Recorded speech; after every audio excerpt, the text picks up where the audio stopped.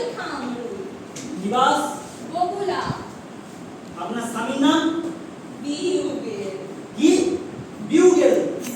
আপনার স্বামীর নাম বিউগেল?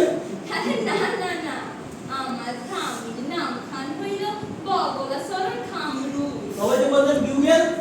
না না, মানে সে কথা বললেই মনে হয় যেন বিউগেল বাজতেছে, ওই জন্য আমি সাত করে তার ডাক নাম রাখছি বিউগেল।